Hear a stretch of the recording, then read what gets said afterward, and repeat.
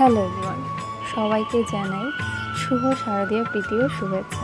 জানি পুজো হয়তো শেষ, শ্যামা পুজোও শেষ, হয়তো আমি অনেক পরে ব্লগটা দিচ্ছি, কারণ এতটা পুজোর কাজের চাপ ছিল। তাছাড়া আরও অনেক কিছুই আমার মানে কী বলবো, এতটা দৌড়াদৌড়ির মধ্যে ছিলাম, যার কারণে আমি পুজোর ব্লগগুলো হয়তো পারফেক্টলি টাইম মতো দিতে পারিনি। তার জন্য অত্যন্ত দুঃখিত। তো যাই হোক, সবার হয়তো শ্যামা পুজো এবং দুর্গা পুজো দুটোই খুব ভালো কেটেছে, সাথে লক্ষ্মী পুজোও তো মাঝখানে ছিল। তো আশা করছি সবার মোটামুটি ভালোই কেটেছে। তাহলে এবার কে কোথা থেকে পুজো দেখছো বা কোথায় কোথায় পুজো দেখেছো অবশ্যই কমেন্টে বলবে। আমি মোটামুটি পুজো দেখেছি, দুর্গা পুজো প্রায় দেখেছি, তবে শ্যামা পুজো আমার খুব একটা দেখা হয়নি, যেহেতু আমার বাড়িতে পুজো হয় আর শ্যামা পুজোতে অনেক কিছুই থাকে, সেটা তো জানেই। তো যার কারণে খুব একটা বের হওয়া হয়। তো যাই হোক, আমার দুর্গা পুজোটা কীভাবে দেখেছি, কোথায় দেখেছি, তাই এক ঝলক তোমাদের সাথে একটু শেয়ার করি। আমরা পুজোটা পার্ট করে নিয়েছিলাম, মানে পঞ্চমী থেকে কোথায় দেখবো না দেখবো। অবশ্য পঞ্চমীতে আসলে ফ্যামিলির সাথে অবশ্য দেখা হয়নি, তবে যাদের সাথেই দেখা হয়েছে খুব ভালো মতোই দেখা হয়েছে পঞ্চমী থেকে বন্ধুদের সাথে। তো যাই হোক, ফার্স্টে আমরা যেদিন পাথরঘাটে গিয়েছিলাম সেদিন মোস্ট প্রবলি হয়তো সপ্তমী কি অষ্টমী হবে। তো সেদিন আমাদের টার্গেট ছিল আমরা পাথরঘাটা থেকে শুরু করে সব কিছু কভার করব। আর তোমরা তো জানো কিষান মানে আমার বড় মামাই হয়, তো আমাদের সবসময় ওটা খুব ইন্টারেস্ট জাগে, মানে আগে দেখে আসা। ওই যে পাথরঘাটাতে ঢুকতে ঢুকতে দেখলাম অনেকগুলো পুজো ওখানের মধ্যে। তারপর হচ্ছে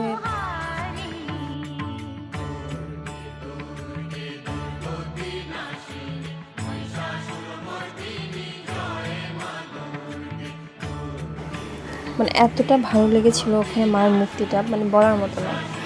এরপর আমরা আস্তে আস্তে ভিতরে গেলাম। ভিতরে গিয়ে এই মহাদেবের এই দৃশ্যটা আমার বেশি পছন্দ হয়েছিল। মানে এতটা সুন্দর, মানে বলার মতো, মানে প্রত্যেকবারই ওদের থিমগুলো খুবই সুন্দর হয়, এবং হচ্ছে আমার খুব পছন্দ হয় থিমগুলো। আর ওদের ক্যানভাস স্টাইলের আঁকাগুলো আমার প্রচণ্ড অ্যাডমায়ার করে, খুবই ভালো লেগেছে।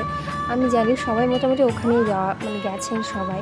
আর কার কেমন লেগেছে একটু অবশ্যই জানাবে, কারণ আমি তো আসলে আমার খুব যাওয়ার ইচ্ছে ছিল বোয়ালখালীতে, কিন্তু আনফর্চুনেটলি বোয়ালখালী আমার যাওয়া হয়নি, কারণ হয়তো মহাদেব বা মা দুর্গা টানেনি, তাই হয়তো যাওয়া হয়নি। বাট আমার এই মানে এই থিমগুলো এতটা ভালো লেগেছে, প্রত্যেকটা কারুকাজগুলো একদম নিখুঁতভাবে করা হয়েছে। এরপরে তো আমাদের মোটামুটি গন্তব্য ওই পাথরঘাটার ভিতরেই সব কিছুতেই ছিল। এবং সব থেকে মজার ব্যাপার হচ্ছে, আমরা যখন পুজো দেখতে গিয়েছিলাম ওখানে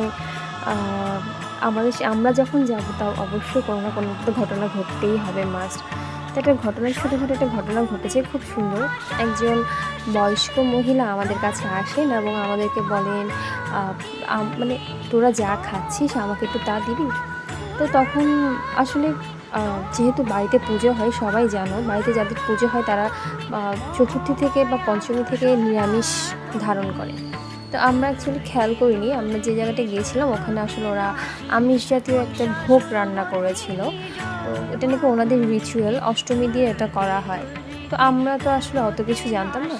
তো আমরা ভোগটা, আমাদেরকে যেহেতু দেওয়া হয়েছিল প্রসাদ, আমরা প্রসাদটা নিই। প্রসাদটা নেওয়ার পরে পরবর্তীতে মহিলাটা যখন চাইছে, তখন আমি যখন দিলাম তখন আমাকে বলছে, এ মা তুই কি এখান থেকে খেয়েছিস? তো আমি বললাম না, কেন? তো বলছি এটা তো আমিষের ছোঁয়া। তখন খুব অবাক হই, মানে ভাগ্যিস ওই প্রসাদটুকু আমরা কেউ মুখে দিইনি সেই দিন। দিলে হয়তো আমাদের মনের অজান্তে হয়তো পাপ হতো কি না জানি না, বাট হয়তো বা হতো না, কিন্তু তাও তো একটা মনের ভিতরে খুঁতখুঁত থেকে যেত। যাই হোক, তো এইটা বলতে বলতে অবশ্যই তোমাদেরকে তো পুজোই দেখানোটাই হলো না, তোমরা হয়তো গল্পে ঢুকে গেছো। তো এই জায়গাটার আমার থিমগুলো এতটা ভালো লেগেছে। দেখো থিমগুলো এখানে কিন্তু সবথেকে মজার বিষয় হচ্ছে এটা বাঁশের এবং হচ্ছে বেতের, যেটাতে আমরা আগে হয়তো মানে মাটিতে বসার জন্য যে আসনগুলো মানে পেতে মানে বসতাম, সেই বেতের ওই জিনিসগুলো দিয়ে এই নকশাটা করা। এবং এটার কারুকাজগুলো এতটা নিখুঁত, মানে খুব সুন্দর। শলা, ইভেন কি শলা যেগুলো আমরা ম্যাচের কাঠি জ্বালাই, ম্যাচের কাঠি দিয়েও কিন্তু এখানে আঁকা হয়েছে। তোমরা দেখেছো কিনা আমি জানি না, এখানে কিন্তু কিছু কিছু ক্ষেত্রে ম্যাচের কাঠিও ইউজ করা হয়েছে। এবং হচ্ছে পুরো কারুশিল্প হিসেবে খুব সুন্দর, খুব সুন্দর। আমার খুব ভালো লেগেছে। মানে আমার কাছে মনে হয়েছে আমি একটু যদি থাকতে পারতাম, আর একটু যদি দেখতে, আর এতটা ভিড়, মানে ওখানে একটা জায়গায় দাঁড়ানো মানে হচ্ছে তুমি খুব সহজে একদম মার সামনে পৌঁছে যাওয়া, তো তোমার কষ্ট করে আর হাঁটতে হবে না, জাস্ট কিডিং। তবে হ্যাঁ, সত্যি সেদিন খুব জ্যাম ছিল। আর আমার খুবই ভালো লেগেছে মানে এটার কারুকাজগুলো। মানে আমি পারছিলাম না অ্যাকচুয়ালি ভিডিওটা নেওয়ার জন্য, কারণ আমি প্রচণ্ড পরিমাণে অনেক দূর থেকে ভিডিওগুলো নিচ্ছিলাম যাতে তোমাদেরকে দেখাতে পারি। এরপর সরাসরি চলে যায় কালী মন্দিরে, যেহেতু ওখানে পাশেই কালী মন্দির ছিল, তো কালী মন্দিরে যাই। এবং মাটা এত সুন্দর, আমি জানি না প্রতিটা কালী মাকে আমার এতটা কেন ভালো লাগে, আমার খুব খুব খুব ভালো লাগে।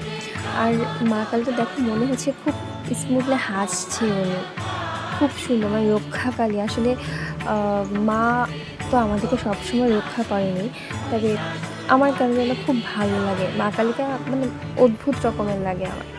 ঠিক এর পাশেই মা দুর্গারই একটা পুজো মণ্ডপ ছিল, তো ওখানে গিয়ে আমরা কিছু ভিডিও করি। এবং যেহেতু ওখানে কিছুক্ষণ বসেছিলাম আমরা, এবং ব্রাহ্মণ ঠাকুরের সাথে কিছু ঘটনা শুনছিলাম ওখানকার মা কালী সম্পর্কে, তো পরবর্তীতে যা জানলাম সেটা তো পরে একটা ভিডিও করব আমি অবশ্যই রক্ষাকালীকে নিয়ে। এরপর আমরা সরাসরি চলে যাই, মানে আমরা চলে যাই পিকিশনের সাততলায়। কারণ পিকিশনের সাততলা নিয়ে সবাই জানো মোটামুটি, আমি নিউজে দেখেছি অনেক কিছুই রিকমেন্ড করেছে, অনেকে অনেক মন্তব্য করেছে, বয়কটের কথা বলেছে। আমার সে করা খুব ইন্টারেস্ট জাগে, মানে কেন, কী কারণে। এরপর আমি তো পিকিশনের সাততলার পুজোটা দেখবই, আমার ডিটারমাইন্ডেড ছিল। তো আমার পিকিশনের সাততলা দেখে আসি গিয়ে আমার খুব একটা খারাপ লাগেনি। তবে হ্যাঁ, মা দুর্গার এই মানে মূর্তিটা হয়তো না করলেও হয়তো পারতো। আমি কোনো কমেন্ট করবো না এটা নিয়ে, কারণ এটা নিয়ে আসলে কমেন্ট করাটা ঠিক না। তবে আমার কাছে মোটামুটি খারাপ লাগেনি সব দিক থেকে। অল ওভার ওকেও বলবো না, নট ওকেও বলবো না, কারণ সব কিছু আসলে ওইভাবে বলাটাও ঠিক না। যেহেতু আমরা ভিডিও করছি বা ফেসবুকে সেগুলো দেখানো হচ্ছে, সো আসলে কোনো কমেন্ট না করাই ভালো আমার মতে। I am sorry to say. তবে পিকিশনের সাথে it's okay, all over, not bad. তো এরপর আমরা ওখান থেকে বেরিয়ে আমরা সোজা চলে গেলাম হচ্ছে ফিরিঙ্গি বাজার। এবং ওখানে গিয়ে এতটা সুন্দর লাগছিল সাজগোজগুলো। ওখানে ছোট ছোট কিছু মানে কিছু জায়গা আছে যেখানে হয়তো কেউ হয়তো ভিডিও করেনি বা কেউ হয়তো ওখানে যায়নি, কিন্তু মা মূর্তিগুলো এতটা সুন্দর, এতটা ডেকোরেশনগুলো মানে এতটা সুন্দর করেছে বলার মতন। আমি হয়তো অনেক পিছন থেকে তুলছি, কারণ আমার আসলে সেদিন এতটা টায়ার্ড লেগেছিলো, অলমোস্ট তখন আমাদের রাতে 3:30 বেজে গিয়েছিলো। বুঝতে তো পারছো, 3:30 রাতে 3:30 মানে আমরা কত লেট নাইট পর্যন্ত ঘুরেছি। কারণ এরপরে তো আমাদের বাড়িতে যেহেতু পুজো আছে, সেহেতু তো অনেক কিছুই। তো তোমরা এক ঝলক জাস্ট মার চেহারাটা আমি তোমাদেরকে আরেকবার দেখাচ্ছি, এক ঝলক, কারণ মার চেহারাটা আমি ভুলতে পারছি না, এতটা সুন্দর লাগছিল আমার। তো আমরা কিছুক্ষণ ঘোরাঘুরি করে মার চেহারা দেখবে একটু পরে হয়তো আমি আমাদের বাসার দুর্গা পুজোটা আমি দেখাবো। কারণ অনেকে দেখতে চেয়েছো আমরা বাড়িতে কী করে দুর্গা পুজো করি, আই মিন বাসায় কী করে দুর্গা পুজো করি। তো আমরা অনেকে টায়ার্ড হয়ে গেছি, অনেকটা রাত হয়ে গেছে, বুঝতে পারছো।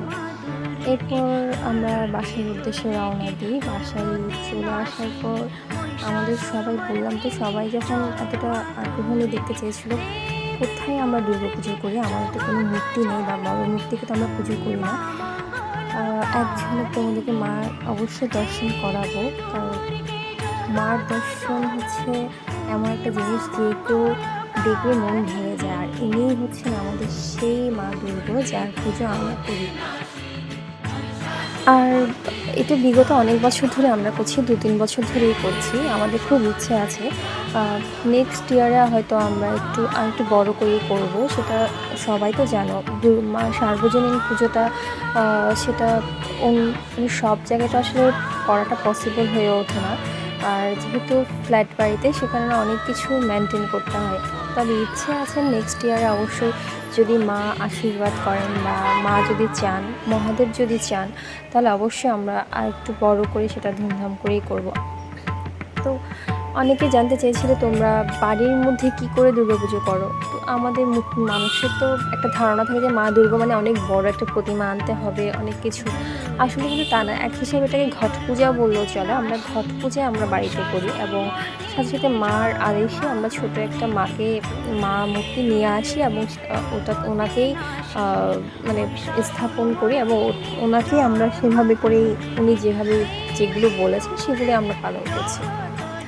তো মোটামুটি আমরা চেষ্টা করি যতটুকু দুর্গাপুজো যা যা নিয়ম আছে সবগুলো মেনটেন করার। যেহেতু আমরা ব্রাহ্মণ দিয়ে পূজা করি না, আমরা অখণ্ড মণ্ডলের শিষ্য যারা আছে তারা অবশ্যই সেটা জানেন, তারা কখনো ব্রাহ্মণ দিয়ে পূজা করে না। তারা হচ্ছে সমবেত উপাসনা বা সংক্ষিপ্ত উপাসনার মাধ্যমে এবং যেটা আসলে যেটাকে বলে হচ্ছে আমি ঠিক জানি না এটাকে কী বলে, মানে ওনারা আসলে ব্রাহ্মণ পূজার ওই জিনিসটা আসলে ওরা অ্যাভয়েড করে কিনা আমি বলতে পারবো না, বাট ওনারা করে না। আমি ছোটো থেকে কখনো দেখিনি আমাদের মন্দিরে কখনো ব্রাহ্মণ দিয়ে পূজা করতে, মানে নিরাকার পূজা যেটাকে বলে সেটা করা হয়। তো অবশ্যই মানে মা দুর্গাকে আমরা যতটুকু যা যা করা দরকার, যেভাবে রিচুয়াল মেনটেন করা, যেমন কলর স্নান করানো এই থেকে শুরু করে সব কিছুই আমরা করি ঘট পুজোর মধ্যে যা যা করতে হয়। তো দেখিয়ে দিলাম তোমাকে আমার বাড়ির দুর্গাপুজো। তো সবাই ভালো থেকো, সুস্থ থেকো, আর ভুল হলে অবশ্যই ক্ষমা চাইছি।